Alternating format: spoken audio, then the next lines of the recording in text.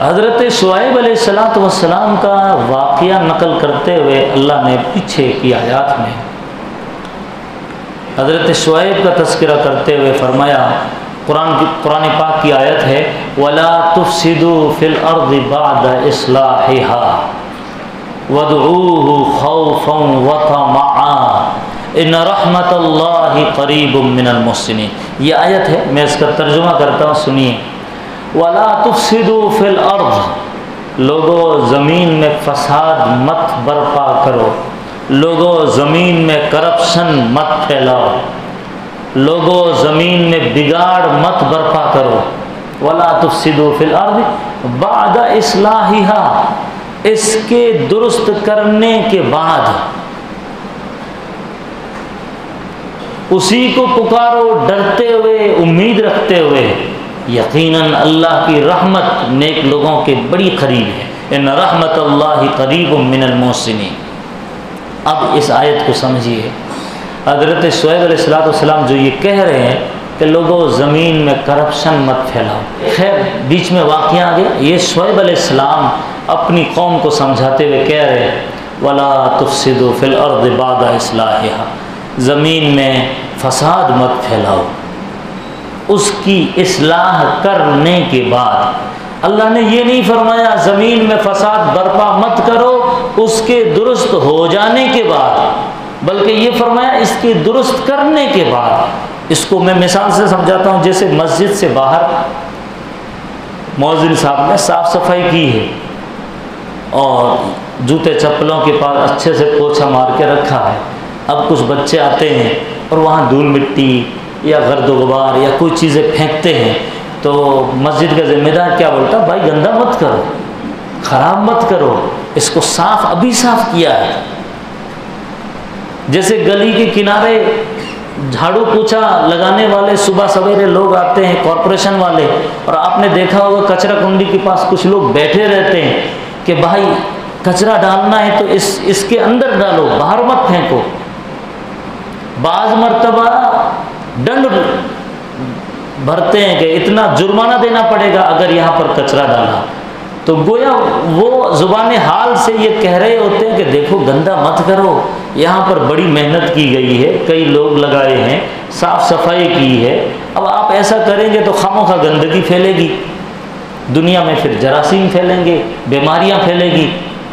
Same اسی طریقے سے اللہ فرما رہا ہے کہ دیکھو زمین میں فساد مت پھیلاؤ، اس کے پیچھے قربانیاں لگی ہیں، بعد اصلاحیہ، اس کے اصلاح کرنے کے بعد۔ اپنے آپ یہ دنیا صاف ستھری نہیں ہوئی ہے۔ کیا مطلب؟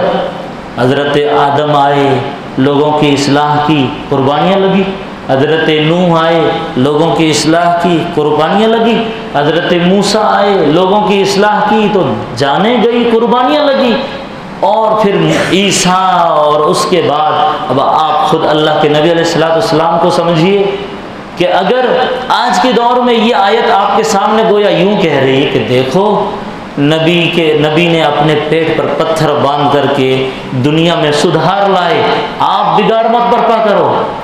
نبی نے اس دنیا میں سدھار لانے کی خاطر طائف میں پتھر کھائے، آپ بگاڑ مت برپا کرو۔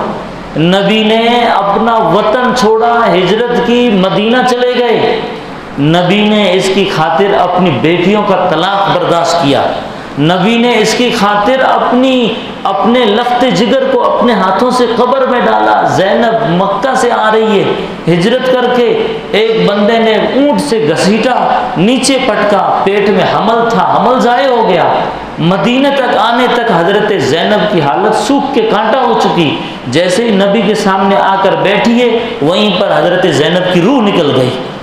تو آپ بڑے دکھی ہوئے، بڑے پریشان ہوئے۔ اب آپ سوچئے یہ آپ کے سامنے قربانیاں ہیں، گویا قرآن یہ کہہ رہا ہے کہ دیکھو لوگوں زمین میں فساد مت پھیلاؤ، جھوٹ مت پھیلاؤ، زناکاری مت پھیلاؤ، بدکاری مت پھیلاؤ، کرپشن مت پھیلاؤ، شرک مت پھیلاؤ، کفر مت پھیلاؤ، ہر وہ برائی جس کو برائی کہا جاتا ہے یا ہر وہ گندگی جسے گند کہا جاتا ہے مت پھیلاؤ۔ کیوں؟ اس کے پیچھے قربانیاں لگی، بعد اصلاحیہ، اس کی اصلاح ہونے کے بعد نہیں کہا اللہ نے، اس کی اصلاح کر لینے کے بعد۔ اگر اللہ کو ایسا کہنا ہوتا تو اللہ یوں کہتے وَلَا تُفْسِدُوا فِي الْأَرْضِ بَعْدَ صَلَاحِهَا، اس کے درست ہو جانے کے بعد نہیں، اس کے درست کر لینے کے بعد۔ اب تم گندگی مت پھیلاؤ، کرپشن مت پھیلاؤ۔ اب یہ قرآن آپ کے سامنے ہے، آپ ہندوستان میں رہ رہے ہیں، آپ کے سامنے جین ہے، بدھسٹ ہے اور دنیا کی دیگر کمیونٹیز کے لوگ ہیں۔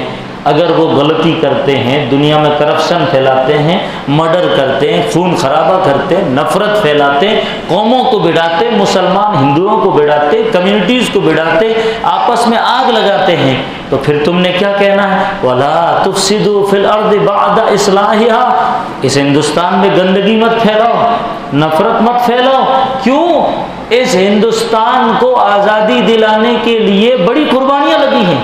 آپ اس آیت کو کہیں پر بھی فٹ کر سکتے ہیں، کیونکہ قرآن زندہ ہے، زندہ لوگوں سے بات کرتا ہے۔ قرآن مردہ کتاب نہیں ہے، قرآن زندہ جاوید کتاب ہے۔ آپ کو ہر آیت اپنے حساب سے اپنے موجودہ زمانے کے مطابق قرآن کی آیات کی روشنی میں آپ نے حالات کو سمجھنا ہے۔ اب اس کو ایک اور مثال سے سمجھیے۔ آپ ملک ہندوستان میں ایسا رہ رہے ہیں جیسے اللہ کے نبی علیہ الصلوۃ والسلام نے ایک ایگزامپل دے کر سمجھایا تھا۔ کیا مثال تھی؟ ایگزامپل کیا تھا؟ مثال یہ تھی، اس زمانے میں کہا جا رہا جو لوگ سائنٹسٹ ہیں، انجینئر ہیں، آپ اس حدیث پر غور کیجئے، نبی کتنے بڑے سائنٹسٹ تھے، انجینئر تھے۔ کیا ہے وہ حدیث؟ دیکھیے، عربستان میں، اس علاقے میں، حجاز میں سمندر نہیں ہے۔ جس علاقے میں یہ قرآن اتر رہا ہے وہاں سمندر نہیں۔ اگر کہیں ہے کنارے پر، کنارے کی پٹی پر عرب ساگر، تو اس زمانے میں کشتی کا کوئی تصور نہیں۔ پہلی چیز، جو کشتی آج کے زمانے میں جو کشتیاں، ان کا کوئی تصور نہیں۔ اگر ہے بھی تو اس کشتی کا first class, second class, lower class, اس کا کوئی تصور نہیں۔ بس ایک کشتی ہے لکڑی کی۔ اللہ کے نبی مثال سے سمجھا رہے، آپ قربان جائے نبی پر۔ فرمایا کہ دیکھو تمہاری مثال اور دیگر قوموں کی مثال، تمہاری مثال اور دیگر قوموں کی مثال ایسے ہے جیسے آپ ایک ایسی کشتی میں سوار ہیں جس کشتی میں 2 کلاسز ہیں، ایک فرسٹ کلاس جو اوپر ہے اور ایک سیکنڈ کلاس، لوور کلاس جو نیچے ہیں۔ اوپر کی کلاس میں VIP لوگ رہتے ہیں، جن کو ٹھنڈی ہوائیں آتی ہیں، سمندر کا نظارہ کرتے ہیں، ان کے پاس ہر نعمت موجود، ہر چیز موجود، پانی وغیرہ سب موجود۔ ایک نیچے کی کلاس ہے جس میں غریب مزدور قسم کے لوگ رہتے ہیں، ان کے پاس کھانا، پانی یا چیزوں کی اتنی فیسلٹیز نہیں ہیں۔ اب اللہ کے نبی نے مثال سے سمجھایا، تم اوپر کے درجے میں ہو، مسلمانوں سے کہا تم اوپر کے درجے میں ہو، نیچے کے درجے میں دوسری کمیونٹی کے لوگ ہیں جن کے پاس ایمان نہیں۔ اب یہ مثال کیوں دی جا رہی؟ فرمایا کہ دیکھو اوپر والے لوگوں کے پاس پانی ہے، نیچے والوں کے پاس پانی نہیں ہے۔ اگر ان کو پیاس لگی تو انہوں نے کیا کرنا ہے؟ انہوں نے یہ کرنا ہے کہ اوپر والوں کے پاس جائیں، ہاتھ جوڑے، بھیک مانگے، منت سماجت کریں، پانی لے لیں۔ مان لو اوپر والوں نے نہیں دیا اور یہ غلطی کر بیٹھے، تختی کا ایک پٹ یا لکڑی کا ایک ٹکڑا پھاڑا، اٹھایا، چیرا اور وہیں سے پانی لے کر کے پینے لگے، مرتا کیا نہیں کرتا، پانی کا انتظام کرنے لگے۔ نتیجتاً کیا ہوگا؟ پانی بھرے گا اور سب ڈوبیں گے، اوپر والوں کو بھی لے کر ڈوبیں گے جن کے پاس پانی ہے۔ اب اوپر والوں کا کیا کام ہے؟ اوپر والوں کا یہ کام ہے کہ ان کے سامنے ہاتھ جوڑے، ان کے پیر پڑے، بھائی یہ غلطی مت کرو، یہ بگاڑ مت کرو، اس کو کشتی کو خراب نہ کرو، اگر خراب کرو گے تو سب ڈوبیں گے۔ تو ان کے ہاتھ پیر پڑیں گے اوپر والے۔ اگر یہ لوگ بیوقوف ہے، جاہل ہے، تو پانی مانگتے نہیں ہیں، انہوں نے ڈائریکٹ وہ توڑا اور پانی لیا۔ تو اوپر والوں کی یہ سمجھداری ہے کہ وہ آئے ان کو سمجھائیں۔ سیم یہ آیت، جیسے یہ مثال ہے سیم یہ آیت فٹ کیجئے، آپ ہندوستان میں رہتے ہیں، آپ کے اڑوس پڑوس میں ایسے لوگ ہیں جو گند پھیلاتے ہیں، جو گندگی پھیلاتے ہیں، جو کرپشن پھیلاتے ہیں، جو بگڑے ہوئے لوگ ہیں، اور آپ کے پاس ایمان ہے، آپ کے پاس قرآن کی دولت ہے، آپ کے پاس نبی کی سیرت کا نمونہ ہے جو دنیا میں کسی کے پاس نہیں ہے۔ اگر وہ لوگ آپ کے پاس نہیں آتے ہیں دین لینے کے لیے، دعوت لینے کے لیے، اسلام لینے کے لیے، شریعت لینے کے لیے، زندگی گزارنے کا مینیول لینے کے لیے آپ کے پاس نہیں آتے ہیں، تو آپ کو جانا پڑے گا، آپ کو سمجھانا پڑے گا، آپ کو ان کی داڑھی میں ہاتھ ڈالنا پڑے گا، آپ کو ان کے سامنے ہاتھ جوڑنا پڑے گا کہ بھائی ایسا مت کرو۔ آپ اگر اس طرح زندگی گزارو گے تو کرپشن پھیلے گا، اللہ کا بھی عذاب آئے گا، اور دنیا میں آپ اگر کوئی شراب پیتا ہے، زناکاری کرتا ہے، بدکاری کرتا ہے تو ظاہر ہے بگاڑ ہوگا۔ تو یہ صرف حکومت کی ذمہ داری نہیں ہے، امت مسلمہ کی بھی ذمہ داری ہے، کیونکہ آپ کے پاس قرآن کا پانی ہے، آپ کے پاس ایمان کا پانی ہے، آپ کے پاس نبی کے اخلاق کا پانی ہے، آپ کے پاس نبی کی سیرت کا پانی ہے۔ یہ پانی آپ کو دوسروں کے ساتھ شیئر کرنا ہے، دوسروں کو بانٹنا ہے، دوسروں کو پلانا ہے۔ اگر آپ صرف آپ ہی پیتے رہیں گے، قرآن آپ پڑھتے رہیں گے، سیرت آپ پڑھتے رہیں گے، شریعت کو آپ عمل کرتے رہیں گے، اور بقیہ لوگوں تک یہ دین، یہ دعوت، یہ کلمہ نہیں پہنچے گا، تو ظاہر ہے کہ پھر بگاڑ ہوگا، اللہ ناراض ہوں گے، اللہ کا عذاب آئے گا۔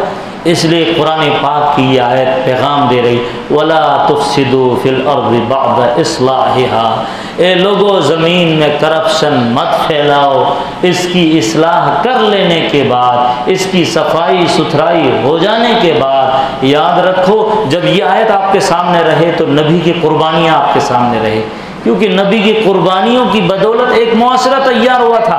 کیسا معاشرہ؟ ایسا معاشرہ تیار ہوا تھا کہ بلغ سے چل کر ایک عورت پیدل مکہ مکرمہ عمرہ کرنے آتی ہے، عراق سے چل کر پیدل آتی ہے، مجال نہیں کہ کسی مرد کی بری نظر اس عورت پر پڑے اور اس کا ساز و سامان لوٹ لے۔ ایسا شاندار معاشرہ نبی نے تیار کیا تھا۔